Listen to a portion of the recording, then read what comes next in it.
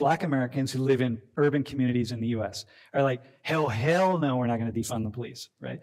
That's not what I've been hearing at all. Welcome, guys. I'm Van. We are all the LFR family. Thank you so much for clicking play. Hopefully you click the like button as well. We have a video that I'm about to share with you all, and we're going to discuss. It's Penn State University. The name of the professor, again, is Dr. Sam Richards. He liked to have real conversations with his students, and we're going to check it out together. Y'all let me know whatever y'all want me to know in the comments, and if y'all have any questions, hey, fire them joints off. Let's go. Give me the BLM protests. How are they different? It's different when you're reacting to one moment in history that you don't like, and that really, it has an effect on you, but the system itself will keep, no. Dude, this is so odd. You're listening to this, right? So here's Tori up here. She like said, okay, I'm going to walk into this world and I'm going to think out loud. And I'm pushing you in different directions, and you got to think your way out of this. And you know, you're seeing where you're you're stuck in a hallway, and you're like, yeah, okay, now I gotta get smarter here real fast. And at what point do you have to say, okay, I'm wrong about this? Or like, yeah, I haven't thought this through yet. And this is the difference between just throwing opinions out and ideas out and then having to say, like with Quakers, if you're looking for a community of believers, like a version, like the best parts of Christianity, like purely the best loving parts of Christianity, and you're looking for a community of people that really want to focus in on the best parts, find a Quaker community, man. It's pretty cool. It's like Quakers are cool, but you know, y'all are these pacifist people, and like at some point in time, man, we have armies for a reason, bro. You know what I mean? And so like, sometimes you need an army to defend whatever, or to attack, either one, but nonetheless. Okay, so do you have any idea how many people die at the hands of the police every year in the United States? Too many. How many? Do you have? No. Okay. Do you have any idea, bro? Do you have any idea? How many you think? Throw a number out there. How many people do police kill every year? Probably like hundreds, whether that's justified or not. What do you think? Throw a number. It's more than hundreds, but it's about 1,000. Do you know how many of those people that police kill are unarmed? Bro, it's 1,000. How many are unarmed? We have been teaching people how to grow online. It's been absolutely amazing. We have 3 people who have been able to reach monetization in less than 30 days. Growing YouTube channels, some from 0 people. We have one guy who had 2 subscribers before he started working with me. He started helping him. His views went up 4.8 million%. We're super excited. If anybody ever want to grow on YouTube, you reach out to me with the word coach. Yep. Saying like 30. 30 of them? Yeah. What do you think?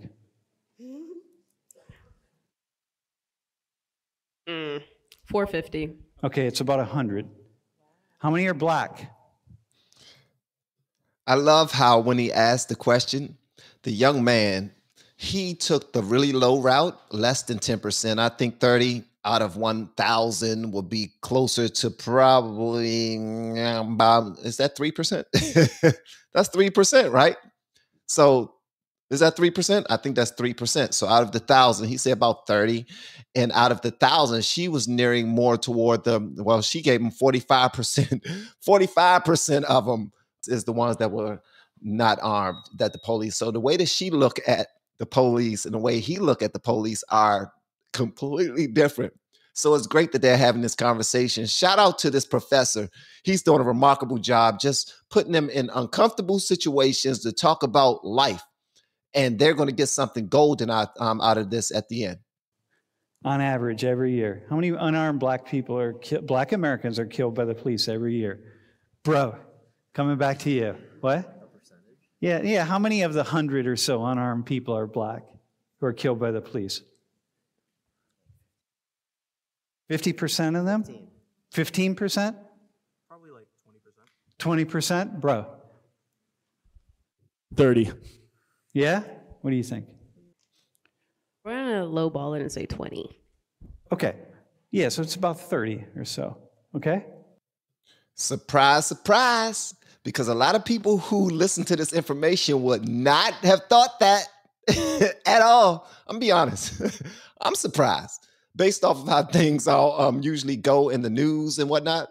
I'm surprised, man. I'm learning just like y'all. Let's go. Now, there's about 40 million Black Americans in the United States. Okay? There's a lot of we have 400 plus million guns in the United States. We have so many guns. We are a gun-toting society. We love our guns. Police are afraid of guns. You know what I mean? Like, police are like, what's the greatest danger to police is, I mean, there's so many things, but guns, like there's so many guns, right? So everything a police officer does in any engagement is dangerous at some level because people have so many guns, so you don't know who has guns. There are bad cops. There are good cops. There are cops who never should be cops. There are teachers who never should be teachers. There are cops who are amazing. There are teachers who are amazing. Okay? This is how this operates. If we think about the conversations about how many people police kill, I've asked groups of police officers how many people they think police kill in the United States. There's about 1 million police officers, like sworn police officers in the U.S. On average, what do you think they say on average? How many people they think they kill every year when I ask them? Like each individual officer? Yeah, if I say, like, you're a police officer, I'm like, hey, how many people do you think you all kill, police officers kill in the United States every year? What do you think the average answer is that I get from them? 1 to 2.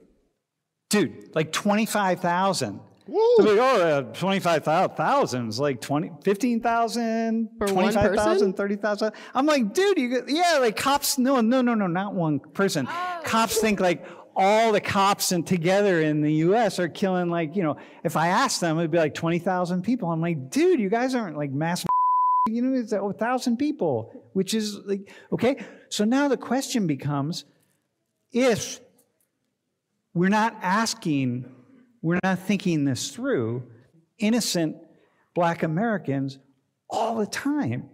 But if on average about 30 a year, which is 30 too many. Dude, every death, I've never once spoken with a police officer who did not say the following. Every person who is killed engaging with police, either police or someone who's not police, is a tragedy. It's a tragedy.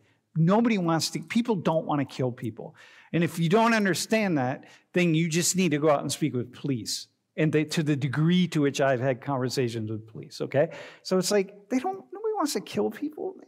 You know what I mean? You know what it would be to kill someone and have that on your mind? Doesn't even matter if it's self-defense or whatever the case is, okay? So now I just want to bring that back in line with, now I want you to have a conversation about, I want to talk about the George Floyd protests. Like, people who are out in the streets and these folks are out in the street, out at the Capitol building because Donald Trump told them,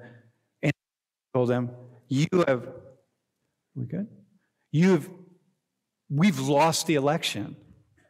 Okay? Well, other people are out on the streets because people have been told police are massacring Black Americans. And look, disproportionate number of Black people are killed by the police. But I'm just trying to do my thoughtful diligence to put it in perspective, okay? So what do the two of you think about that? And I just feel like everything's just blown out of proportion. So the media are all of us, by the way, but nonetheless. So you think the media are putting stories out there like... Mostly like the news and journalists. Yeah, well, people do a story that people think we want to hear.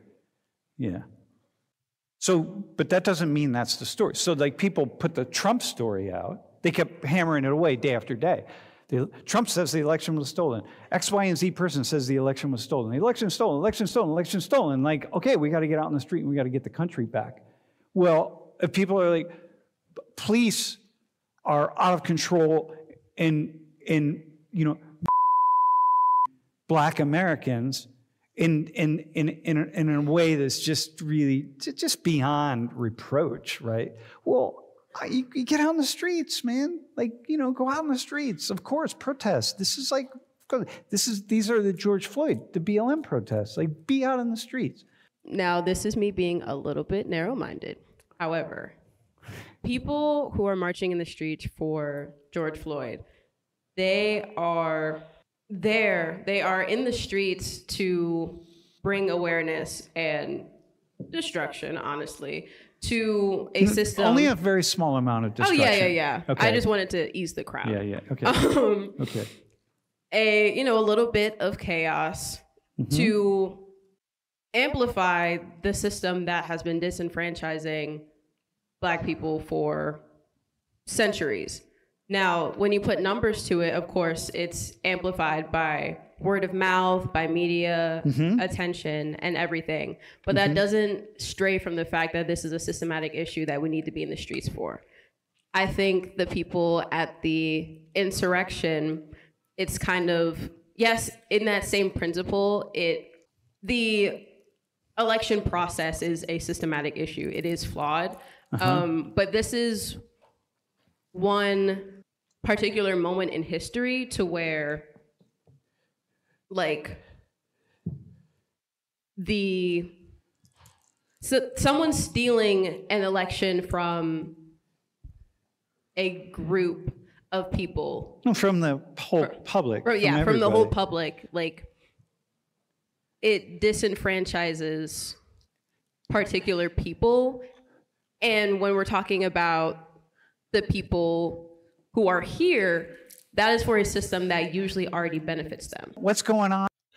Now, before we move forward with this, I want to say, first of all, I want to acknowledge the fact that the young lady is very brave in how she's going about expressing herself based off of the limited information that she has on all of these situations, as far as the protests are concerned.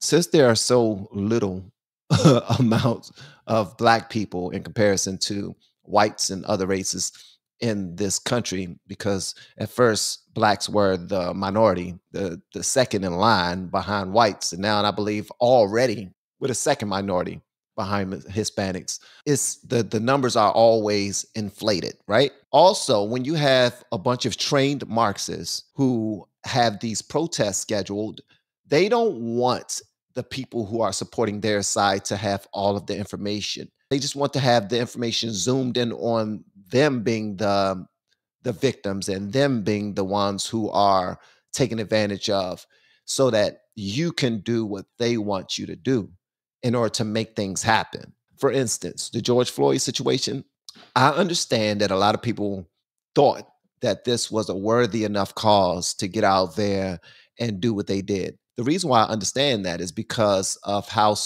lopsided mainstream media is.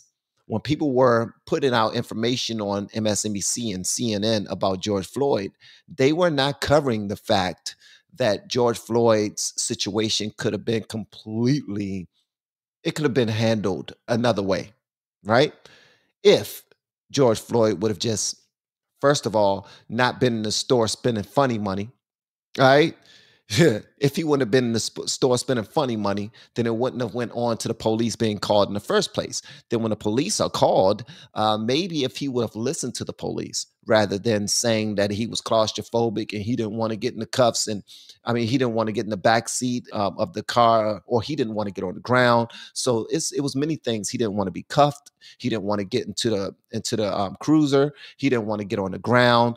He didn't want to listen to the police at all. But Marxists are not going to tell them that. They're just going to say the end result was this. They shouldn't have done this. They didn't have to kill him. They didn't have to do this, that, and the other. But also, the Marxists didn't say that his body was filled with pills and drugs that usually kill individuals who are far smaller than he is, because that brother was huge. He was huge already. And then he's already trying to go against what the cops are telling him to do. The individuals who are in charge of these protests for George Floyd, they're not sharing this with other people who are in the protests. They're not going to say we could have avoided all of this if George Floyd had listened, or if George Floyd never would have spent funny money, or if George Floyd, because this brother was sitting in his truck, in his caravan or minivan, wherever he was sitting, alongside the guy who was the guy that he actually got the drugs from, that was in the car too. And then when it was time for the police to put him in another car, all of a sudden he's claustrophobic and he cannot sit in a car because he can't breathe. I can't breathe in a car. I can't breathe in a car all of a sudden, but he was actually in a car about to drive away. Nobody's going to bring up that information. This young lady don't know any of that. And even if she does, she's looking at the end result and what was yelled louder and louder and louder into those bullhorns to keep everybody moving in the same direction. Does everyone have a valid argument? Yeah, they do. Because perspective is a mother sucker, right? But at the end of the day, facts don't matter when everybody's emotions are involved.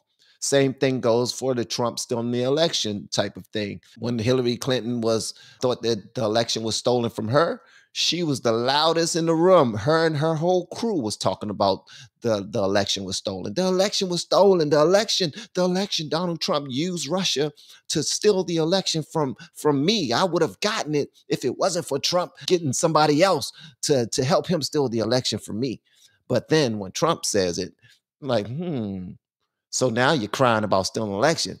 Now we're going to talk about that. Now, we already know that don't happen. I don't even know why he's saying it. So the same people, it goes on and on and on. So I love the fact that this young lady is expressing herself in the way that she is. And honestly, there really is no right or wrong in how she's expressing herself, because she can only communicate based off of her level of understanding. So I'm really appreciative in this conversation. Shout out to this doctor, this professor, for allowing this conversation to go forth in his classroom. This is the type of classroom dialogue that I'm always for. On here is when you sit up on this table and you have to make a really reasonable argument, and I've set this up already, so it's going to be hard to make a reasonable argument. Now you're going to have to go back. It's really difficult, right? But you're going like, okay, and you're shifting. If an election gets stolen, every single citizen of the country is disenfranchised. Yeah. So it's not just certain people. There are many, many black and brown people in that group right there. Yeah. So it's everybody. Just like in the George Floyd protests, there were many, many, many white people or people who are not black. Do we have a question from the stream, by the way? Donnie G says, I feel like we can't have discussions about how our dualistic perspective is the real problem causing all these symptoms. Yeah. What prevents us from seeing the real problems and not just the symptoms? Dualistic perspective is kind of like right and wrong, good and bad, right? Do you feel like we're trying to get away from a dualistic perspective here? Does it feel like that for you?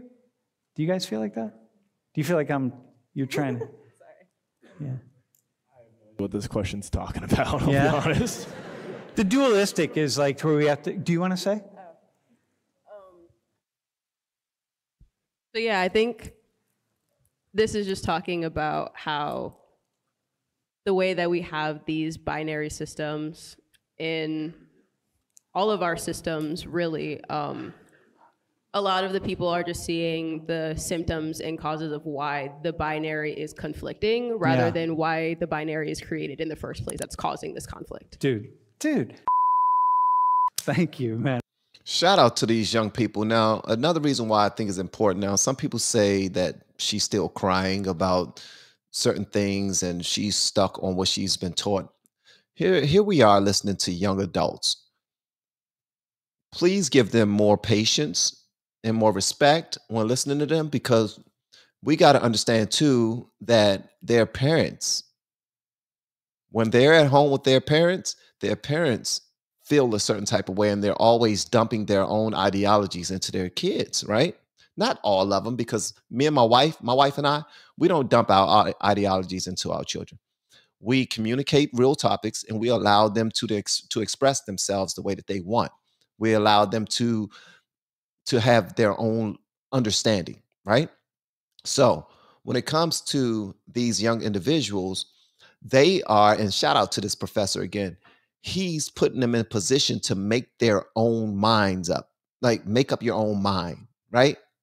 We're going to talk about some serious situations, and you're not here with your parents. You're here amongst fellow students, and we're going to have some real conversations, and there aren't any right or wrong answers. All right.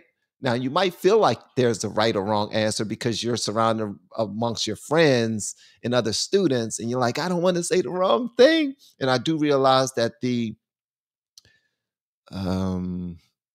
climate is such that we can't talk about certain things without being demonized.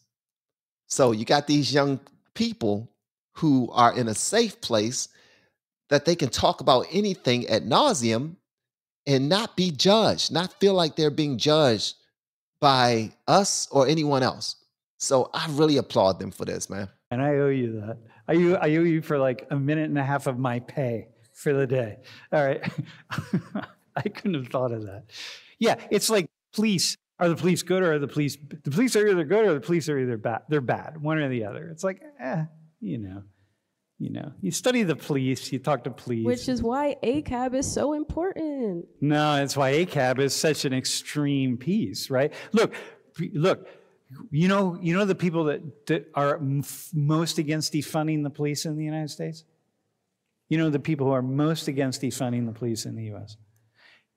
Black Americans who live in the poorest in urban communities in the U.S. are like, hell no, we're not going to defund the police, right? So it's like, okay. That's not what I've been hearing at all. It seemed like the people who are most for it are Black Americans in those neighborhoods, unless I've been watching the wrong information. I've been receiving the wrong information, but this is a professor. I'm just me. Listen, I falls back. If he says that's what it is, then it is what it is, man. Okay. So then what? So like the police are the only thing protecting us from the criminals. Bro, what do you think about that?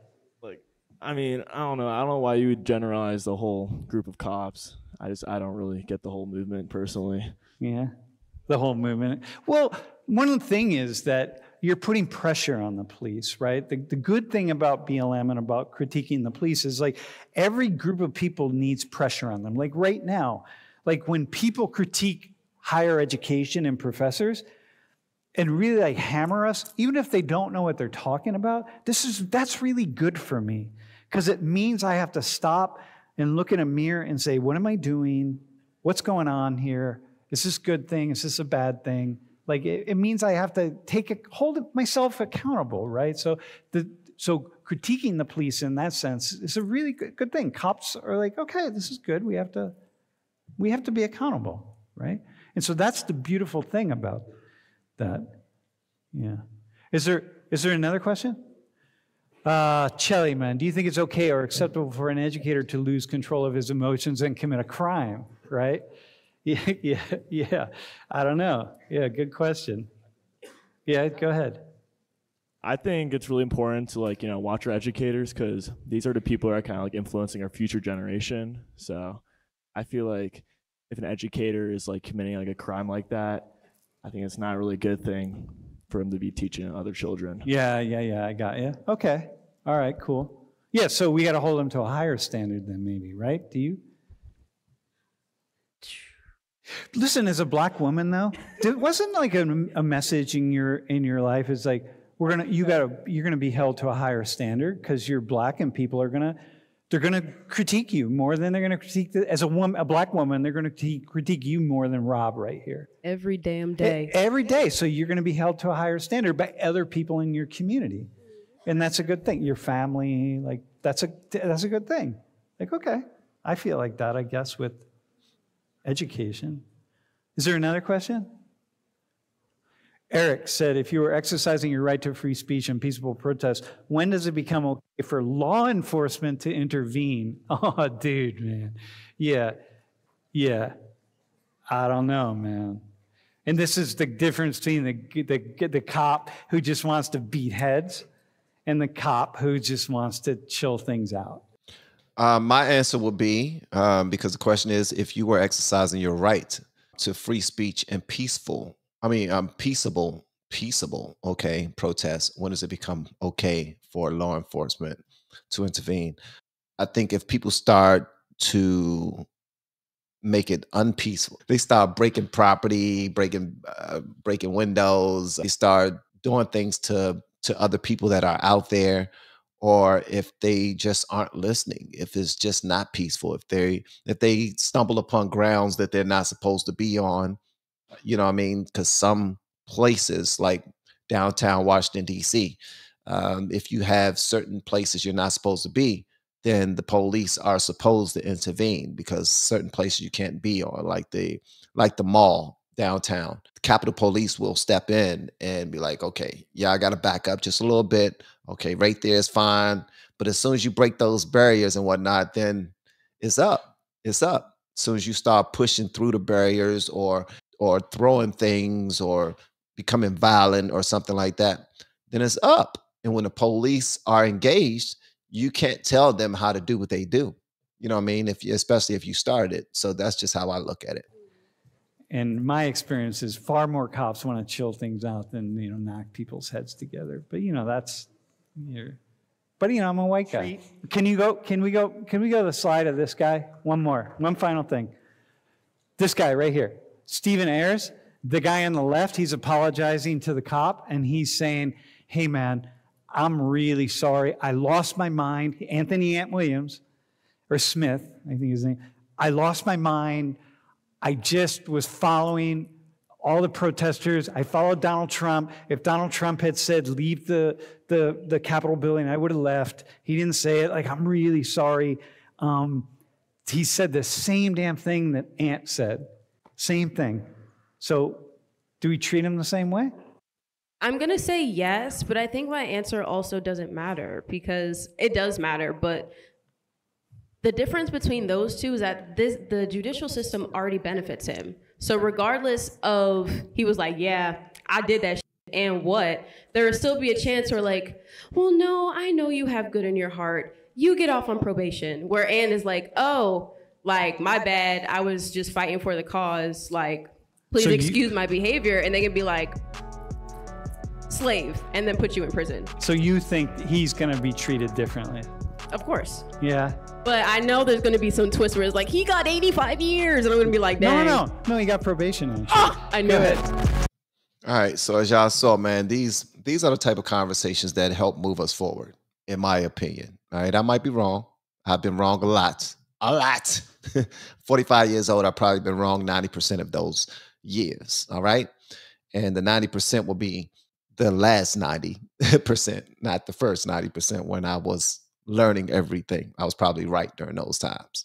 But y'all let me know whatever y'all want me to know in the comments below. If you have yet to hit that subscribe button, please make sure you do so on your way out the door. Once again, guys, I'm Van, and now we are all the LFR family. I look forward to seeing you on the next video, hopefully inside of the Patreon as well. Y'all have been amazing per usual. Love y'all. Peace.